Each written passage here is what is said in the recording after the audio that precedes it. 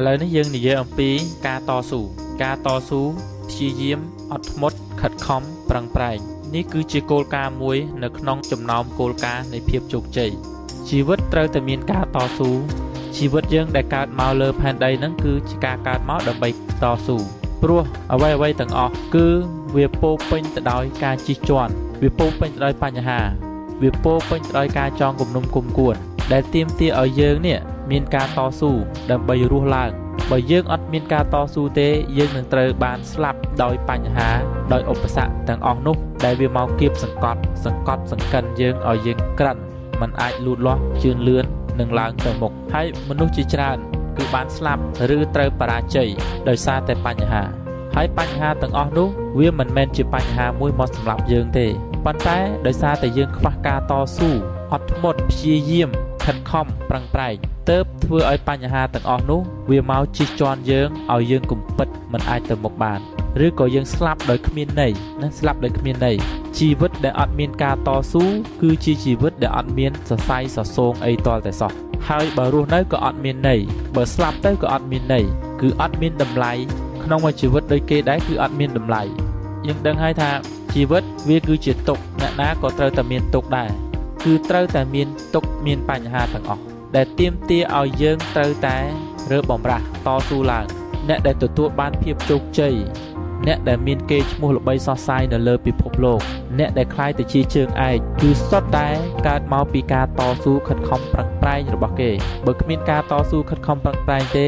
គេក៏មិនអាចក្លាយទៅជាជនដែលមានឥទ្ធិពលល្បីល្បាញនិងឈានមុខគេនៅលើโลกនឹងដែរអញ្ចឹងវាជារឿងសច្ចភាពជារឿងធម្មជាតិជារឿងធម្មតាដែលយើងជួបបញ្ហាយើងធ្វើអីក៏ជួបបញ្ហាដែរការចាប់ដើមធ្វើដំបូងរបស់យើងគឺតែងតែមានបញ្ហាទាំងអស់យើងមើលកាលពីយើងនៅតូចយើងរៀនដើរដំបូងគឺដើរដួលក្រោកឈរបានបន្តិចដួលយើងទេះតាស់ហើយម្ដាយយើងក៏រាំងយើងឲ្យយើងដើរអញ្ចឹងយើងតស៊ូដើរយើងតស៊ូតាំងពីការដើរដួលពេលខ្លះដើរដួលទៅប៉ះដុំឈើប៉ះដុំដីប៉ះអ្វីដែលឈឺនាំឲ្យយើងយំទៀតប៉ុន្តែយើងមិនបានបោះបង់ការដើរនឹងចោលទេការក្រោកឈរតតាំងនឹងចោលទេបើសិនជាយើងអត់បានតតាំង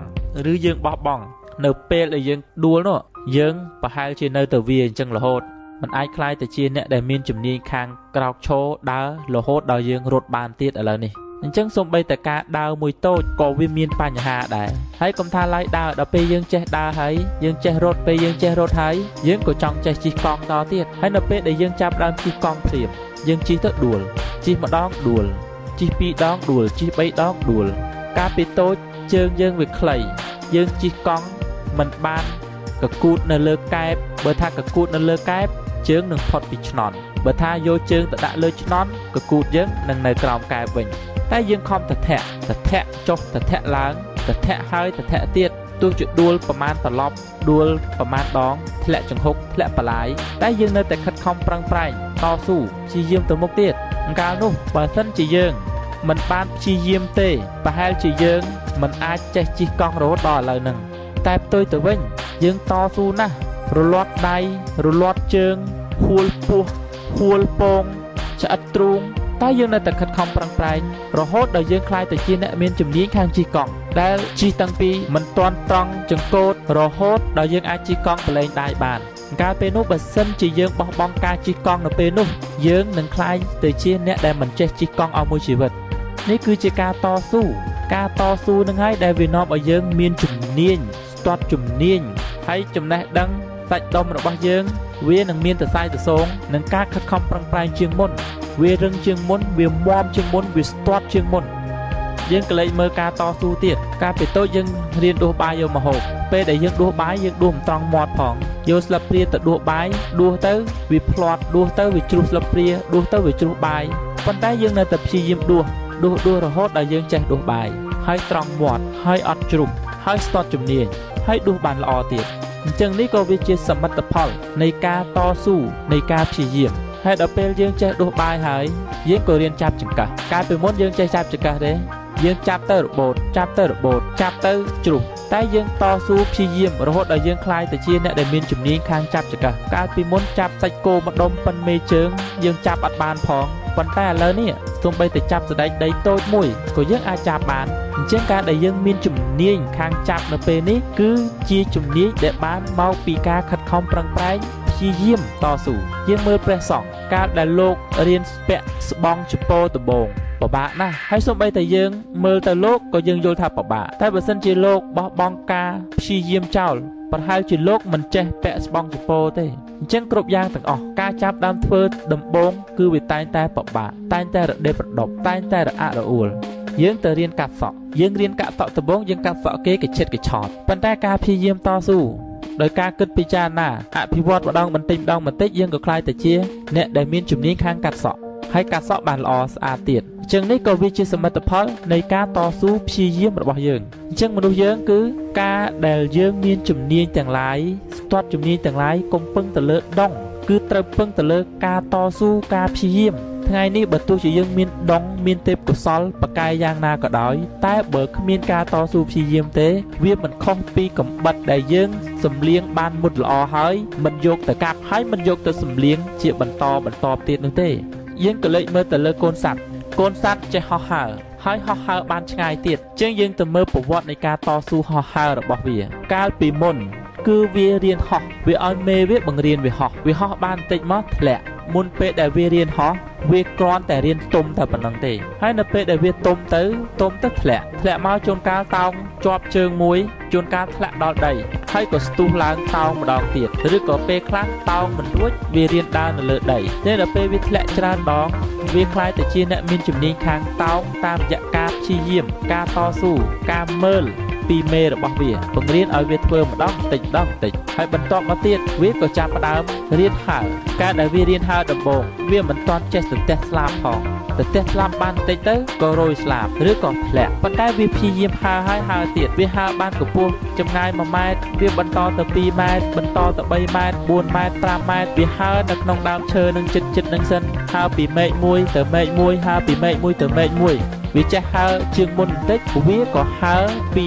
ដើមឈើមួយទៅដើមឈើមួយអញ្ចឹងការវិវត្តរបស់វាគឺវាហោះហើររហូតទោះជាវាហើរទៅតោងមិនជាប់ក៏ដោយអញ្ចឹងសូម្បីតែសត្វដែលវាមានជំនាញហោះហើរក៏វាមិនមែនកើតមកភ្លាមហោះហើរបានភ្លាមនោះដែរសត្វដែលសូម្បីតែជាសភាវគតិរបស់វារស់ដោយសភាវគតិក៏វាត្រូវតែធ្វើការតស៊ូខិតខំប្រឹងប្រែងព្យាយាមដែរបើគ្មានការតស៊ូខិតខំប្រឹងប្រែងព្យាយាមម្លេះវាប្រហែលជាមិនអាចហោះហើរបាននៅពេលហ្នឹងទេតែផ្ទុយទៅវិញពេលនេះវាអាចហោះហើរបានចម្ងាយរាប់គីឡូម៉ែត្រដែលវាអាចហោះហើរបានគឺវាផ្ដើមចេញមកពីការហោះហើរបានមួយចង្អាមពីរចង្អាម3ចង្អាម1ម៉ែត្រ2ម៉ែត្រ3ម៉ែត្រពីដើមឈើមួយទៅដើមឈើមួយពីដំបូកមួយទៅដំបូកមួយពីកន្លែងមួយទៅកន្លែងមួយតែប៉ុណ្្នឹងទេយ៉ាងណាមិញមនុស្សយើងដូចគ្នានៅពេលដែលយើងចាប់ផ្ដើមធ្វើអ្វីមួយកុំហេភ្លាមចង់ស្ទាត់ជំនាញភ្លាមហើយនៅពេលដែលអត់បានស្ទាត់ជំនាញយើងបែរទៅជាមានការបាក់ទឹកចិត្តលែងមានការត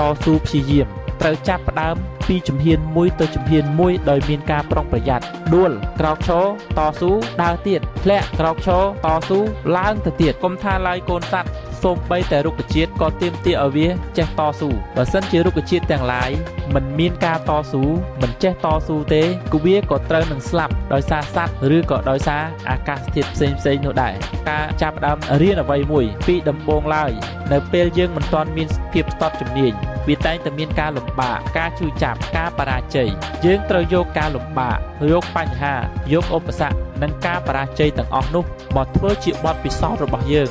ដើម្បីយើងរៀនសូត្រមេរៀនបានកាន់តែច្រើនជាងនឹងឬយកវាមកធ្វើជាដុំថ្មសម្រាប់ចម្លងយើងទៅមុខឬយកវាមកធ្វើជាក្បូនសម្រាប់ចម្លងយើងពីត្រៃអាយទៅត្រៃនាយឬយកវាមកធ្វើជាយានចម្លងយើងពីកន្លែងនេះទៅកាន់គោលដៅណាមួយដែលយើងចង់ទៅយើងមើលបញ្ហាវាមិនមែនជាបិសាចដែលមកសម្លាប់យើងឬកំញើញយើងទេប៉ុន្តែវាគ្រាន់តែជាគ្រឿងឬ ជាការធ្វើតេស្តមួយជាការសាកល្បងមួយជាការលបងចង់ដឹងពីសមត្ថភាពរបស់យើងតែប៉ុណ្ណោះជាងបើសិនជាយើងជួបបញ្ហាហើយយើងបញ្ឈប់ការតស៊ូពីដំបូងនេះគឺយើងនឹងបរាជ័យអស់មួយជីវិតការដែលយើងចោះចាញ់នៅពេលដែលយើងចាប់ផ្ដើមធ្វើអ្វីមួយខណៈពេលដែលយើងជួបបញ្ហាទូចមួយវាគឺជាចំណុចនៃការចាប់ផ្ដើមជួបបញ្ហាដ៏ធំក្នុងឆាកជីវិតរបស់យើងបើយើងមិនចេះតស៊ូចឹងបើបញ្ហាទូចយើងអត់ចេះតស៊ូយើងនឹងជួបបញ្ហាធំតែបើបញ្ហាទូចយើងចេះតស៊ូយើងនឹងមិនបានជួបបញ្ហាធំទេព្រោះនៅពេលដែលយើងជួបបញ្ហាធំយើងនឹងបំលែងអាបញ្ហាធំទាំងអស់នោះឲ្យមកជាបញ្ហាទូចចឹងចូលគិតថាបញ្ហាទាំងឡាយគឺវាគ្រាន់តែមកសាកចិត្តយើងមកលោចិត្តយើងមកលបងចិត្តយើងថាតើយើងមានភាពខ្លាំងប៉ុណ្ណាតស៊ូប៉ុណ្ណាជំនះប៉ុណ្ណារឹងមាំប៉ុណ្ណាគោលជំហរប៉ុណ្ណាដើមឈើដែលរឹងមាំវាតែងតែត្រូវបានលបងដោយខ្យល់បក់អញ្ចឹងខ្យល់វាតែងតែបក់វឹបវឹបវឹបវឹបដើមឈើដែលធំវាតែងតែត្រូវបានខ្យល់បក់តែបើដើមឈើទូចអត់ត្រូវខ្យល់បក់ទេឬត្រូវខ្យល់បក់តិចតិចដើមឈើកាន់តែធំវានឹងត្រូវខ្យល់កាន់តែខ្លាំងដើមឈើធំកាលណាត្រូវខ្យល់ខ្លាំងកាលនោះកាលវានៅទូចវាអត់ត្រូវខ្យល់ខ្លាំងប្រមាណទេអញ្ចឹងយើងចង់ខ្លាយទៅជាដើមឈើធំឬចង់ខ្លាយទៅជាដើមឈើទូចបើយើងចង់ខ្លាយទៅជាដើមឈើធំគឺយើងត្រូវប្រឈមទៅនឹងខ្យល់យ៉ាងណាមិញមនុស្សយើងដូចគ្នាមនុស្សយើងកាលណាយើងចង់ធំចង់ខ្ពស់ចង់មានឋានៈធំឋានៈខ្ពស់គឺត្រៀមខ្លួនដើម្បីប្រឈមទៅនឹងខ្យល់ឲ្យហើយទៅខ្យល់បញ្ហាធំវាតែងតែកើតមកមនុស្សធំធំវាតែងតែកើតមានចំពោះមនុស្សធំធំបើយើងធ្វើសកម្មភាពធម្មតាឬបើយើងគ្រាន់តែជាមនុស្សតូចតាចមួយដែលទៅមានបញ្ហាធំមកពីណាថ្ងៃនេះយើងជាមនុស្សសាមញ្ញមួយយើងទៅមើលថាអ្នករកស៊ីធំដែលមានលុយរាប់លានដុល្លារគាត់ក៏ប្រឈមនឹងការបាត់បង់លុយរាប់លានដុល្លារហើយគាត់ក៏មានបញ្ហារាប់លានចម្ពោះដែលបាច់ឆ្ពោះមករកគាត់ហើយអ្នកដែលគាត់រកស៊ីតូចតាចឬអ្នកដែលមិនរកស៊ីគ្រាន់តែត្រឹមធ្វើការគាត់មានបញ្ហាអីចឹងអ្នកដែលធំកាលណាយើងនឹងជួបបញ្ហាកាលហ្នឹងកាលយើងរកស៊ីដំបូងយើងប្រហែលជាមានបញ្ហាតិចតួចទេព្រោះអង្គភាពរបស់យើងនៅតូចតែនៅពេលដែលយើងខិតខំប្រឹងប្រែងខ្លាំងឡើងមានបុគ្គលិក10នាក់យើងមានបញ្ហាត្រឹម4-10តែបុគ្គលិករបស់យើងឡើង100នាក់យើងមានបញ្ហាប្រហែលជារាប់រយហើយបើបុគ្គលិករបស់យើងឡើងដល់រាប់ពាន់នាក់យើងក៏មានបញ្ហារាប់ពាន់ចម្ពោះកាលដែលយើងរកស៊ីដើមទុនយើងត្រឹម100-200ដុល្លារក៏យើងមានបញ្ហាតិចតួចតាមនឹងដែរតែបើដើមទុនរបស់យើងឡើងដល់រាប់ពាន់យើងក៏មានបញ្ហាដល់រាប់ពាន់ដែរហើយបើដើមទុនរបស់យើងឡើងដល់រាប់ម៉ឺនយើងក៏មានបញ្ហារាប់ម៉ឺន